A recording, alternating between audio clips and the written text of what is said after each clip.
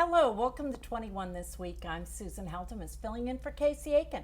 Coming up next, passing a school bus just may be illegal, limiting early endorsements for governor, and This Week in Trumpland. We are joined today by a very special panel of Montgomery County's smartest women who get things done. Joan Fidler, president of Montgomery County Taxpayers League. Welcome, Joan. It's your first time here. Independent activist Robin Uncapher, former State Board of Education member Laurie Halverson, and education activist Cynthia Rubenstein. Stay tuned for these topics and more.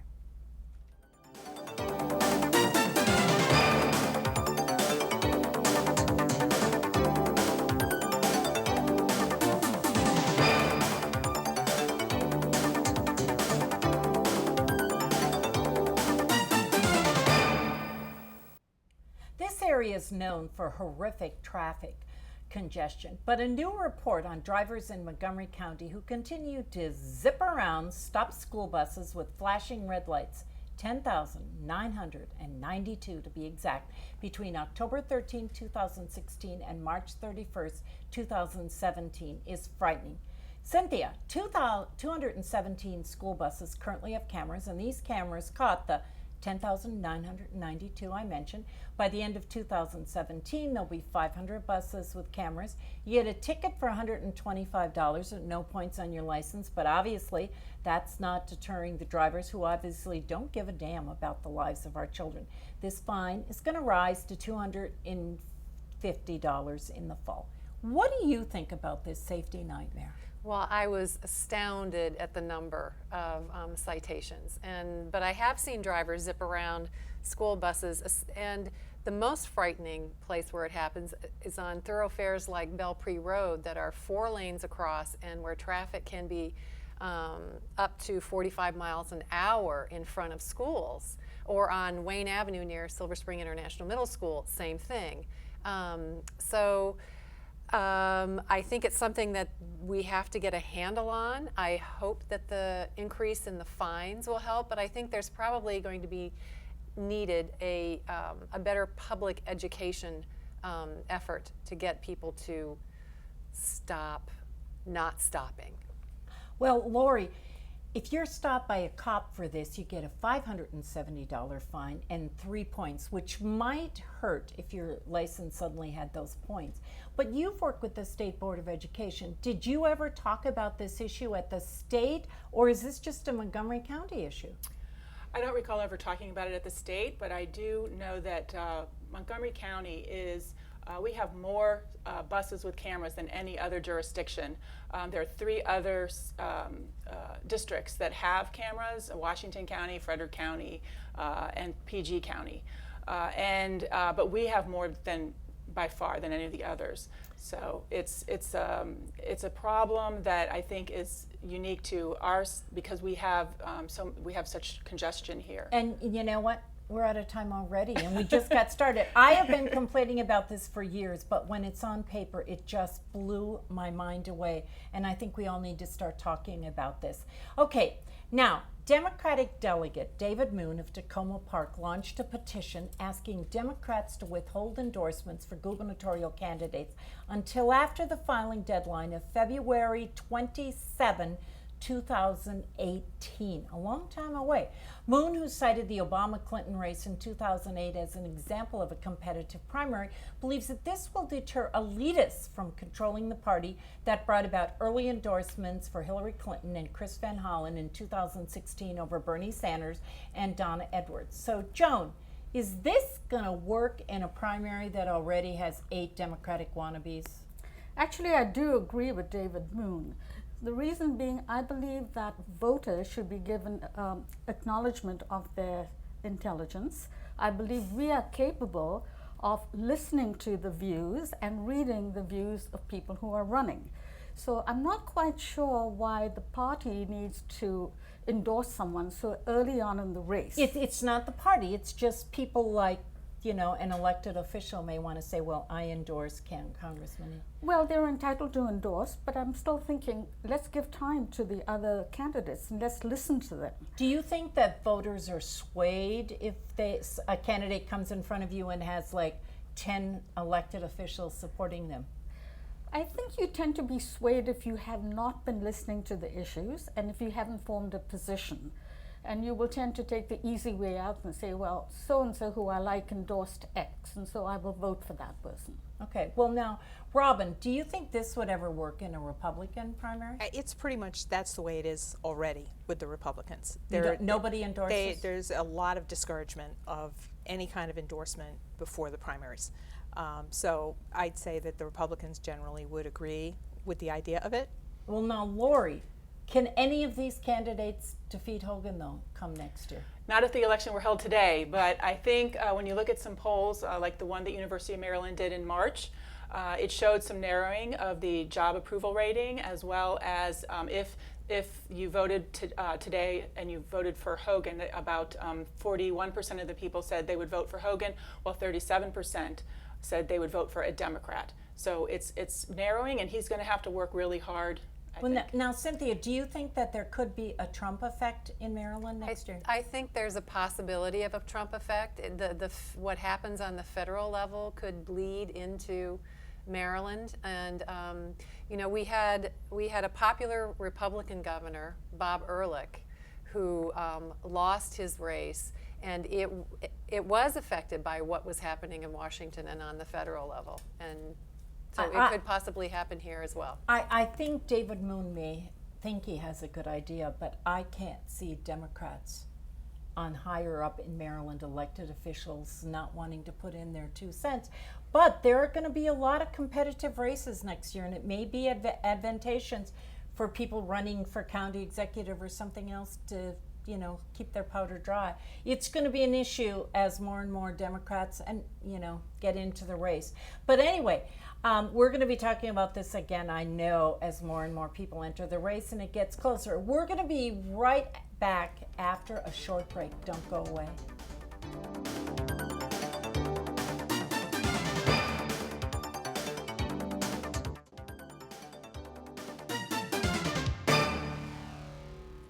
Okay, the news headlines just today included the death of Roger Ailes, the founder of Fox News. Congressman Anthony Weiner went to court today to plead guilty to sexting with a minor, and he has to register now as a sex offender before he goes to jail in September. And Sweden has dropped its investigation into Julian Assange's rapes, potential rapes. And he, of course, as you recall, is the founder of WikiLeaks. So in a week where we learned about MEMCOMs, Memorandums of Conversation, and special prosecutors, we also heard the new Miss USA say that health care is a privilege and not a right. It was also a week in which Republican senators appear to be stepping back a bit from health care reform. Now, I want each of you to tell me, in this time of news overload, what was your most important takeaway this week and why? And let's start with you, Robin. I would say that the true bombshell, in my opinion, was Donald Trump giving classified information to the Russians in the Oval Office and discovering that they really don't know if the Russians left bugs in the Oval Office. That, to me, is simply beyond my imagination, anything I ever imagined. Who would guess? And now he's getting on a plane and going and talking to our allies, having given up information from our allies. I find that to be, every day, everything you mentioned should be a big headline, except we have these gigantic headlines at least twice a day, so that it's just unbelievable trying to not only keep up with it, but not just fall over from exhaustion. Well, Cynthia, what was your big takeaway and why? I learned the difference between an independent counsel and a special counsel. We have a special counsel in Bob Mueller, and which means that he still has to report to the chain of command of the Justice Department. And at the end of his investigation, he can choose to charge or not charge. But the process will be much less transparent and open than, say, the investigations being conducted by the Senate Judiciary Committee or some of the other committees on the Hill. So it's comparable to the 9/11 committee? It is comparable to the 9/11 committee, correct. Okay. So, Laurie, welcome back. And what was your big takeaway of the week and why? Well, after being very frustrated this week listening to the news, I was driving by, saw a church with a sign in it. It said, "Life is like a camera. Focus on what is important." And I'm like, okay. So I'm not going to focus on all the impeachment talk until I hear there's evidence. That's just not worth my time. I think we need to focus, and I hope our president and our congressmen focus on what's really important, and that's healthcare and reforming healthcare and also taxes. Those were the two things I'd like to see focus on. Do you think there was one thing this week that had a great deal of impact, though, in terms of what's going on? There's no evidence, so I'm not paying attention until I hear the true evidence. Maxine Waters even acknowledged that there was no evidence, but she's saying that there's impeachment reasons, and I just don't see that. But even But there's as what he said himself. He said himself on camera that he had said to himself that this investigation had to go away. And so he fired the director of the FBI. He has said that. He didn't ask what him. more From evidence do from you what we need? can tell, he didn't ask him. He just said, I kind of wish it would go away. I mean, it depends on how you say that in conversation. Okay, it well- wasn't a good thing to say that, but I don't think that's impeachable. Okay, so Joan, you're here the first time. What was your big takeaway of the week and why? Actually, it wasn't quite as sublime as my colleagues here. It was actually, I found it quite amusing that there was so much press given to Miss USA when she spoke about, and this is the first time I've opined on a beauty pageant, and it was actually when she said that she felt that health care was a privilege and not a right. You've forgotten your beauty pageant days, Joan? I have never been in a beauty pageant of any sort for obvious reasons. But when I listened to what she said, I decided I'm not going to pause what she said, but I'd like to do a takeoff on what she said. She appeared to be saying that if you have health benefits like she does because she's a federal employee. A scientist, no Yes, less. and she's a scientist, and so she has a job which has health benefits. And I think she meant to say that more people could have health benefits if there were more jobs. I'm not quite sure if that she meant or that's what she meant, but to me, health benefits should not be a prerogative. It should be a human right. And as a woman, I would say that when I read the Post article on the free dental clinics that were held in Western Maryland, I was very saddened to feel that in a country as rich as ours, we have people who cannot have access to or cannot afford dental care. So they're going around with problems that can lead to heart trouble with dental problems, and also the fact that they are suffering and they're in pain. And I find this quite unconscionable. Yet millions and millions of dollars are Yes. spent on Yes. whitening of teeth. Right. With other people. But what's interesting is the conversation here flipped a bit, but those issues had nothing to do with politics. Julian Assange, Fox's Ailes dying.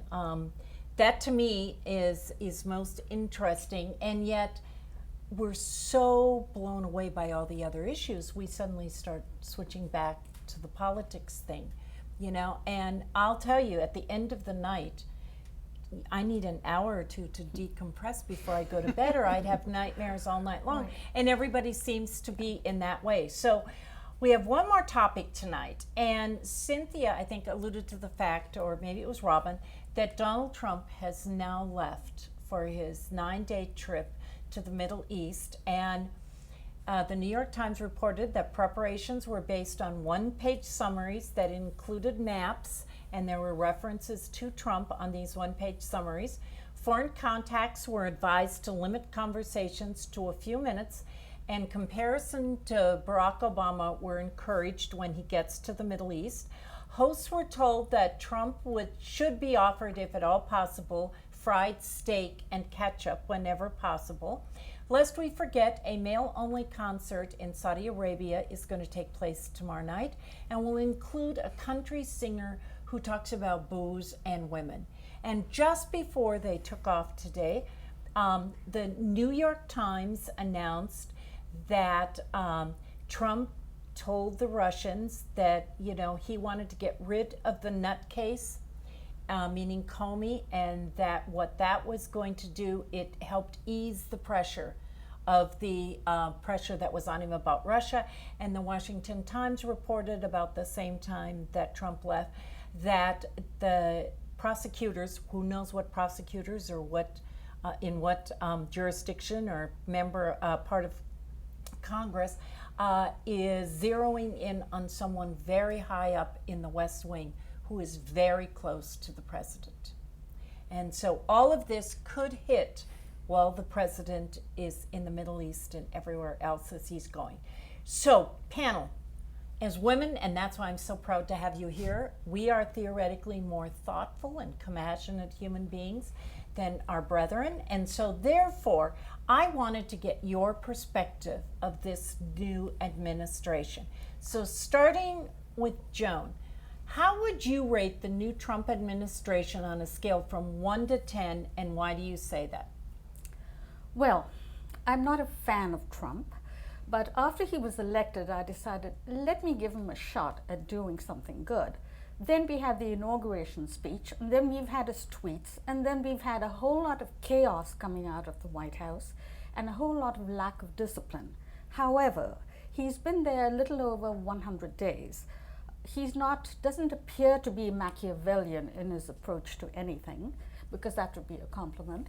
So I would say that I would like to give him a shot, maybe another 100 days. Right now, I would have to give him an incomplete. No number from 1 to 10? No number, because it might be off the scale. Okay. Okay, whatever that means. Okay, Laurie, how would you rate him? I would give him an 8. And why? So that's a solid B, 80%. I think I am really happy with his appointment of Neil Gorsuch. I thought that was better than I could ever imagine with his appointment to Supreme Court. I'm also very happy with the strength that we are now getting that we didn't have during Obama's administration in the world. And it's showing because not so many people are crossing the border now. And what happened with the bombing in Syria, I felt that was an important thing that happened that showed that we are now what we say we mean in the world, and they need to pay attention. And I'm happy that we now have muscle that we didn't have last year. Cynthia, how would you rate him and why? I would give him a 1, and he gets a 1 only because there was campaign rhetoric that he unleashed that he did not follow through with once he became president. He hated the European Union. He hated NAFTA. He has backtracked. There's a little more nuance in some areas that didn't match his campaign rhetoric. I don't know if that means he's educable. I don't know if he is. I think overall he's not been a good president. He's not presidential, but I'll give him a 1 just for some of those things that he has backed off on that were in his campaign rhetoric. Robin, how would you rate him? Oh, he gets a 0. If I could make him less than a 0, I would give him that. I changed my party for him. I absolutely, the man has no sense of American history, no sense of American traditions. I think he is a wannabe authoritarian. I am appalled at not only his attitude towards women, but his constant lying. The fact that when he says something to Lester Holt on television, everyone's kind of like, well, does he mean it or not mean it? Why is that? Because he said something completely different 2 days before.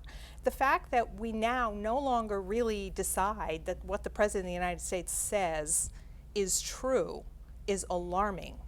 Absolutely alarming to me. It bothers me what he says, but I'm trying to not focus on what he says, but what he's doing. Well, what he's doing is giving stuff to the Russians. I mean, that is Where that do you is have pretty that? bad. Where's that? Where's your the information Tomahawk on He admitted missiles. that he gave facts to the Russians. The Tomahawk About missiles sanctions. that were launched against Syria. Barack Obama went to Congress about that, and he couldn't get them to approve it. And now that Trump just pushes the button and says, let's do it. So I don't consider that, and I'm very afraid because he's now sent troops in.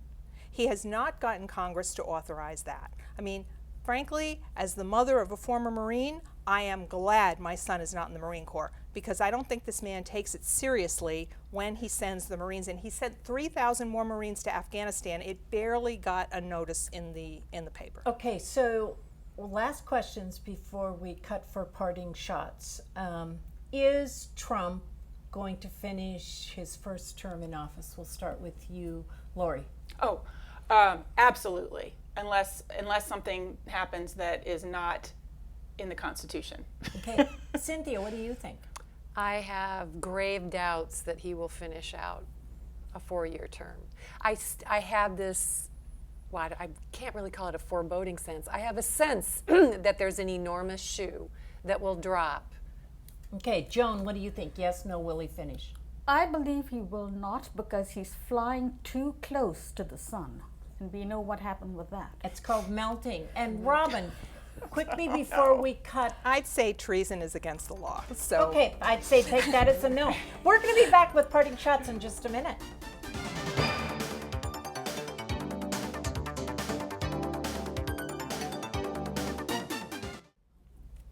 And now with parting shots, we're going to start with you, Joan, today. Well, what I'd like to say is I would love to see more young people in Montgomery County get more involved in the civic and fiscal affairs of the county, because they're young and they think that love is all that goes around. But I would say that money is a close second. That is a unique perspective. Okay, Robin, what's your parting shot? I have a bone to pick with the Montgomery County Council as usual, and it's very surprising because Nancy Florine and I actually agree on this, but they voted to discourage investments in fossil fuels in pensions. I believe that when you invest in pensions, the people who should be most in your mind are the people who are going to be needing those pensions when they retire. This does absolutely nothing to help fossil fuel emissions in Montgomery County. It is just something to make things look politically correct, and it may end up impacting negatively the pensions of the people who work here. Okay, Laurie? Okay, I'm going to bring up an article that was in the Washington Post about MCPS information that sexual harassments went up 80% from the last year compared to years before. That's a huge jump, so we need to really be concerned about this, and especially with middle schools. And I did a little bit of research myself, and I found at least 4 middle schools have at least 10 incidences of sexually related in that 1 year. Over 10, that's appalling. So I think we need better data, and we need to push MCPS to provide that information and help the students in these situations, because it's awful. Cynthia? I want to mention an organization in Maryland called Emerge Maryland, which trains and encourages women to seek elected office. We have some alumna in Montgomery County, including Janelle Wilkins, who's a state delegate for District 20, as well as Shebra Evans, who's on the Board of Education, and I think that Emerge... Pam Queen? And Pam Queen as well.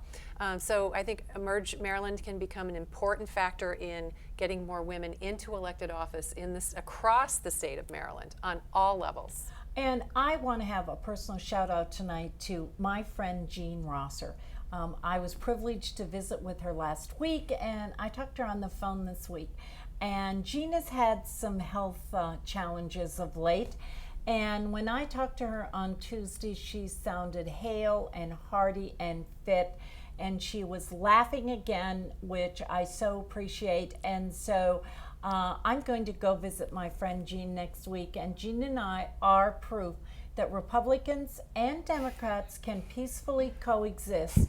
And I think it behooves each of us as women to go out and reach across the aisles and find someone. I have my friend Jean Rosser. I love you, and I'll see you next week. So speaking of next week, we are going to be off next week. As some of you may know, it's Memorial Day next weekend. So on behalf of everyone here, I want to wish our viewers a safe Memorial Day weekend as we remember those who gave their lives to make our country free. So thank you for joining us. Thank you, panel. Follow 21 This Week on social media. I don't do any of that, but follow it anyway. And we'll see you next time for Montgomery County's hardest hitting political talk show. I'm Susan Heltemes. Bye for now.